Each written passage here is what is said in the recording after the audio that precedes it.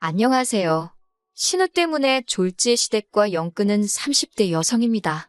남편과는 대학교 시절에 동아리 활동을 하며 알게 된 사이예요. 이후로 한 1년간 가깝게 지내다가 남편은 군대에 갔고 저는 미국으로 유학을 갔습니다. 이후로는 한동안 연락이 닿질 않았고요. 그러던 어느 날 친구 한 명이 남편이 제 소식을 수소문한다는 이야기를 전해주었어요. 저만 괜찮으면 제 연락처를 알려줘도 되겠냐 묻길래 그러라 했습니다. 저도 종종 남편 생각이 났었거든요. 그렇게 연락이 닿은 남편은 어느새 어엿한 직장인이 되어 있었습니다. 대한민국에서 몇 손가락 안에 드는 대기업 인사팀에서 일하고 있더라고요. 당시 저는 서울에 있는 상급종합병원 기획팀에서 근무하고 있었고요. 이후로 매일같이 남편이 연락을 해왔습니다. 회사와 저희 병원이 멀지 않다 보니 커피 한 잔, 맥주 한 잔 그런 약속을 거절하는 것도 쉽지 않았네요. 그래서 솔직히 한동안은 남편이 귀찮기도 했는데 남편은 눈치도 없는 사람 마냥 거의 반년을 한결같이 들이대더라고요. 그런 남편에게 결국 제가 마음의 문을 열면서 저희는 진지하게 사귀게 되었습니다. 이후로 2년의 연애 끝에 남편이 프로포즈를 해왔지요. 남편의 부모님, 그러니까 저희 시부모님은 작은 식당을 운영하셨습니다. 하지만 남편과 제가 한창 연애 중이던 시기에 여러 가지 사정으로 식당을 접으셨지요. 남편 말로는 노후 준비는 그럭저럭 되어 있다 했는데 솔직히 지금 생각엔 언젠가는 시댁으로 목돈이 들어갈 일이 생길 수도 있겠다 싶어요. 식당을 접으신 이후 지금은 별다른 일은 하지 않고 계십니다. 그나마 다행히도 월세 나오는 오피스텔 하나가 있어서 거기서 나오는 돈으로 그달그달 생활하고 계세요.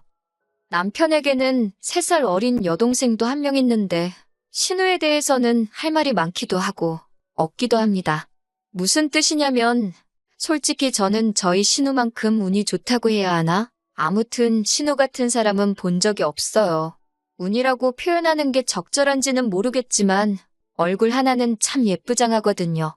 남편 말로는 손을 좀 봐서 그런 거라지만 원래도 예뻤으니 성형을 해서 더 예뻐진 거 아니겠어요? 그런데 문제는 신우도 자기가 예쁜 걸 알아서인지 그 예쁜 얼굴 하나만 믿고 살았습니다. 그렇다고 정말 무슨 연예인을 할 정도는 아닌데 그래도 신우가 말하기를 자기 얼굴 정도면 차비만 들고 다녀도 밥 먹고 술 먹고 사는데 아무 지장이 없다대요. 아무튼 신우는 미래에 대한 걱정이 없는 건지 뭔가 배우려는 의지도 없고 일을 해서 돈을 벌어야겠다는 생각도 안 했습니다.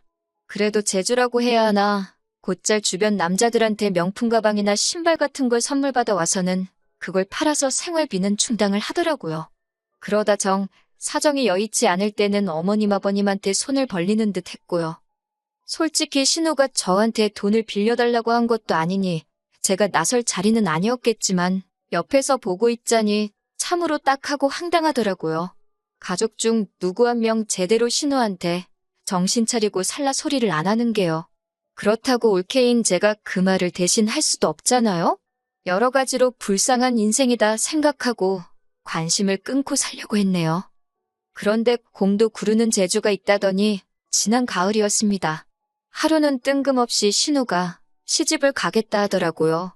그제서야 남편이 하는 말이 자기는 벌써 밖에서 한번 만나봤다는데 결혼하겠다는 남자가 너무 괜찮은 사람이더랍니다. 사업을 하는 남잔데 듣자 하니 남자 쪽 부모도 꽤나 돈 좀 있는 것 같다면서 자기 여동생이지만 어떻게 그런 사람을 꼬셨는지 재주도 좋다고 그러더라고요. 같은 여자로서 그런 신우를 질투했냐고 물으신다면 전혀요. 오히려 진심으로 잘됐다. 이참에 어머님 아버님도 한시름 놓으시겠다고만 생각했네요. 하지만 얼마 지나지 않아서 신우가 남자에게 거짓말을 하고 있다는 사실을 알게 되었습니다.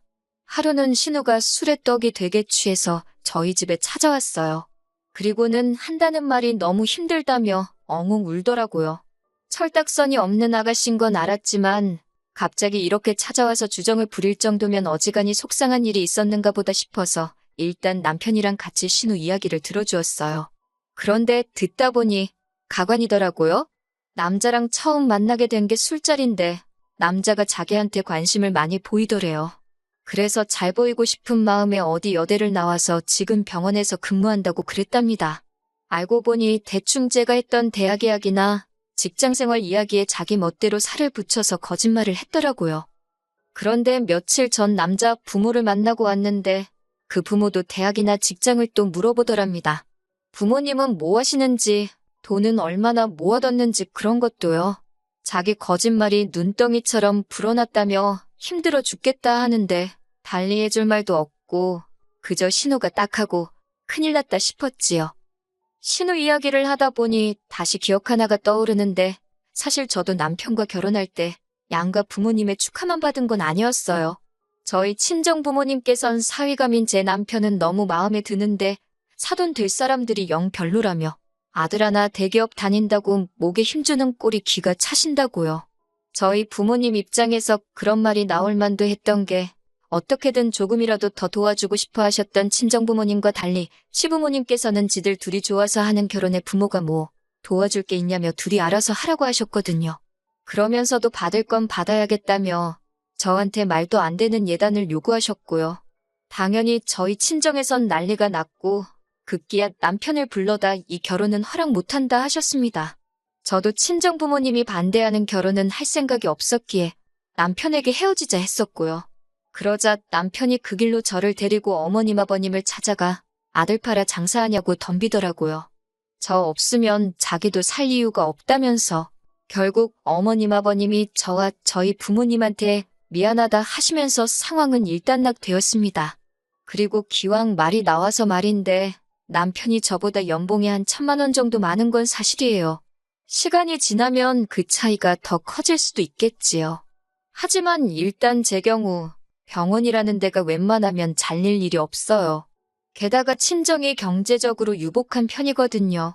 그래서 이래저래 따져보면 제가 손해면 손해지 절대로 남편이 손해보는 결혼은 아니었는데 그래도 어찌됐건 남편이 나서면서 양가 어른들도 한풀 꺾이셨고 이후로 저희 부부는 알콩달콩 잘 살고 있어요. 아무튼 저는 솔직히 신우가 자기가 한 거짓말을 감당하지 못하고 헤어지지 않을까 싶었어요. 그런데 이게 웬걸 얼마 전 신우가 상견례를 하기로 했답니다. 신우가 하는 말이 자기가 알아봤는데 일단씩만 올리고 나면 학벌이나 직장 속인 걸로는 이혼하기도 쉽지 않다고 하더래요. 솔직히 이때는 황당하기도 하고 신우가 좀 무섭기까지 하더라고요. 그렇지만 제가 무슨 정의의 사도도 아니고 신우의 결혼에 관해서는 실오라기 하나 얽히고 싶은 마음이 없었기 때문에 알아서 하겠거니 하고 내버려두는 쪽을 택했습니다. 신우의 상견례 날 신우가 저더러 같이 나가달랍니다. 학교나 병원 이야기가 나왔을 때 자기가 말실수라도 하면 어쩌냐고 저더러 옆에 있어달래요. 저는 그건 못한다 했습니다. 그렇게 하면 어찌 보면 공범이 되는 건데 제가 아가씨가 거짓말하고 다니는 것까지야 어떻게 막을 수가 없지만 그걸 도와줄 수는 없는 거라고요. 이것 때문에 저 시부모님한테 정말 욕을 바가지로 얻어먹었습니다. 신우가 좋은 사람 만나서 시집 간다는데 신보가 고약하다는 둥, 질투하냐는 둥, 별의별 소리를 다 들었네요. 어머님이 저더런 네 친동생이었어도 그랬겠냐 하시는데 제 친동생이었으면 진작에 머리털 다 잡아 뽑아놨을 거라고 받아치고 나서야 잠잠해졌지요. 이후로 신우의 결혼이 어떻게 진행되고 있는지 아예 관심을 끊었습니다. 제가 솔직히 나설 자리도 아니고 하니 식을 올리기로 하면 청첩장이 나올 것이고 그러면 참석해서 축하나 해주면 되지. 그렇게 생각하자 했지요. 그런데 하루는 신우가 다급하게 연락을 해왔습니다. 저희 병원에는 직원들에 한해서 소개로 오는 가족이나 지인들에게 60%의 병원비를 할인해주는 제도가 있어요. 예전에 어머님도 한번 혜택을 보셨기 때문에 남편은 물론이고 시댁 식구들 모두 그런 제도가 있다는 걸 알고 있지요.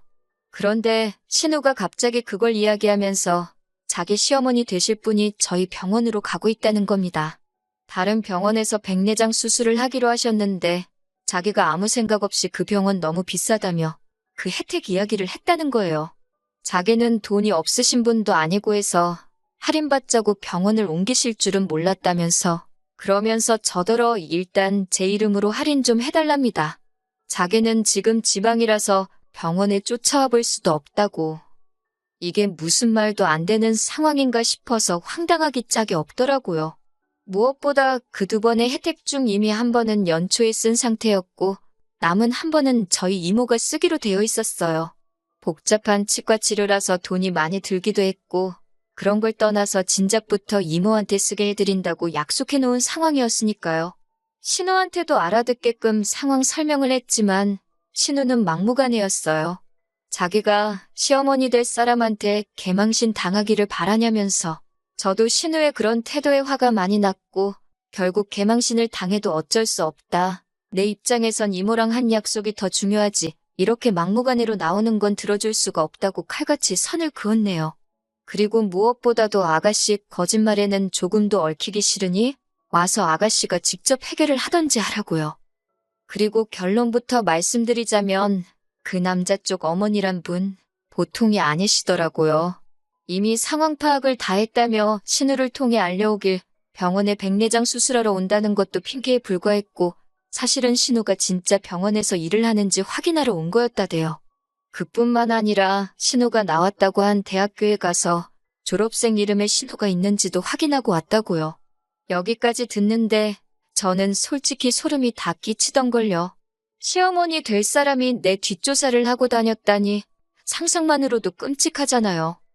하지만 신우는 그쪽에다 대고 왜 내 뒷조사를 하고 다녔냐고 제대로 따져보지도 못한 모양이었습니다. 그도 그럴 것이 신우가 벌려놓은 거짓말이 너무 많았으니까요. 솔직히 저는 오히려 그쪽에서 신우 머리채 안 잡은 게 용하다 싶대요. 이 일로 저는 또다시 시부모님한테 정말 욕을 있는 대로 들었습니다. 애시당초 신우가 거짓말을 했다는 사실은 아랑곳하지 않으시고 이 모든 게 마치 제가 신우한테 질투를 해서 협조를 안 해줘서 신우가 파혼당했다는 식으로 말이지요. 그러자 남편이 또 한 번 나서서는 어머님더러 부끄러운 줄 아시라고 소리를 지르대요. 딸이냐고 하나 있는 거 단속도 안 하고 지멋대로 살게 내버려 두실 때는 언제고 이제 와서 시집 못 가는 걸 누구 탓을 하냐고 말이에요. 그러면서 남편이 이제 자기도 전부 다 포기라고 악을 썼습니다. 어머님 아버님한테도 실망이고 신우도 동생만 아니면 욕을 퍼부어 주고 싶다며 다들 정신 차릴 때까지 연락하지 말라고요. 저는 솔직히 남편이 제가 하고 싶은 말을 다 해줘서 고맙기도 했고 끼어들기 싫어서 그냥 가만히 듣고만 있었습니다. 그러자 얼마 뒤 그렇게 저를 못 잡아먹어 안달이실 땐 언제고 어머님이 한번 만나자며 연락을 해오셨어요. 하신다는 소리가 저희 친정의 이야기에서 어디 격리 자리라도 하나 소개해주면 안 되냐입니다. 어이가 없어서 어머님께 신우한테 돈 관리를 맡기라니 고양이한테 생선을 맡기는 꼴이지 않냐고 되물었네요. 이후로 벌써 몇 달이 지났고 왕래는 없습니다. 가끔 신우가 죽는 소리 하느라 남편한테 전화는 하는 눈치더라고요. 그런데 남편의 단호한 태도를 제 눈으로 벌써 2번이나 봐서 그런지 별 걱정은 안 되네요. 앞으로도 남편만 믿으면서 살면 될 것 같습니다.